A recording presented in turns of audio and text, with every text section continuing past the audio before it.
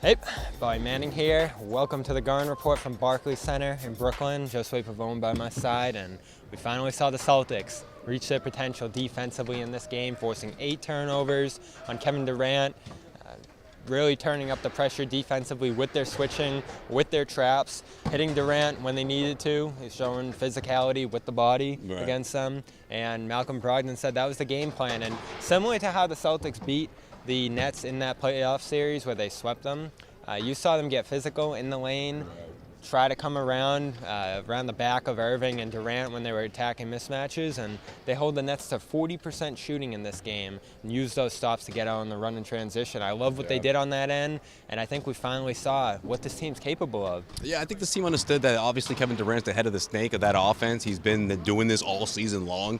He gets help on certain nights, but it's been tough. I mean, this was a great test for the Nets.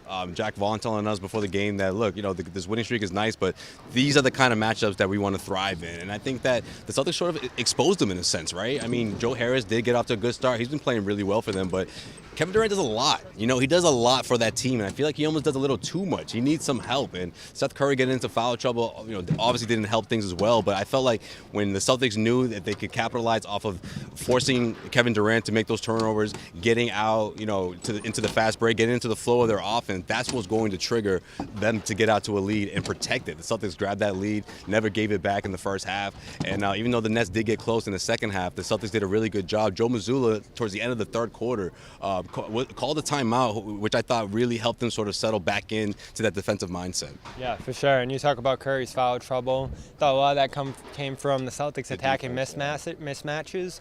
Meanwhile, Durant tried to do the same on the other end, and when he went up against Peyton Pritchard, Sam Hauser, those type of guys off the bench, Celtics did a good job, and those guys did a good job in particular, staying in front of him and making it tough. And I think Hauser had a block at one point, chasing a guy down, and there were just different guys left and right who made great individual plays defensively. And when you play the Heat, they had a lot of trouble because it's screening and it's handoffs and it's guys flying all over the place. This was a nice opportunity for the Celtics to get right defensively because it's really just about staying in front of guys and guarding them one-on-one. Jalen was great. Jason was great, and Horford I thought was tremendous. It's about the hustle, Bobby, at the end of the day. I mean, when guys are getting back and getting those blocks, I mean, that takes a whole lot of hustle. It takes a lot of discipline at the end of the day. I mean, Sam Hauser, who I think the last couple of months has improved me on that end of the floor because he's able to stay in front of guys in a half-court set. But for him to get out and the way the transition defense played out, it was terrific. I mean, guys knew when to get back. They knew exactly what the Nets were trying to do, it seemed like, especially by the second quarter. And guys off the bench doing that same thing that you see from the starters, I think it speaks volumes. I mean, Jason Tatum had a handful of blocks.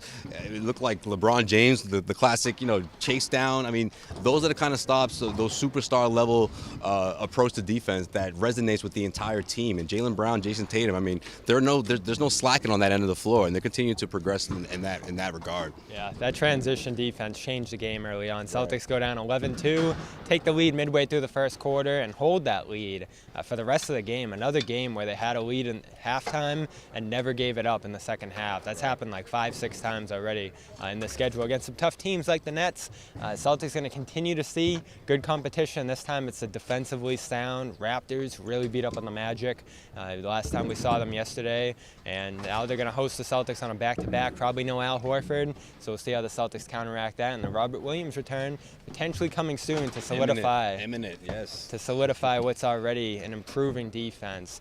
Celtics taking big strides in this win, 103-92 over the Nets. For Josue Pavon, Bobby Manning, this has been the Garden Report. We're brought to you by Com. Com.com/Garden gets you 40% off a premium subscription to their sleep, sounds, meditation, and more.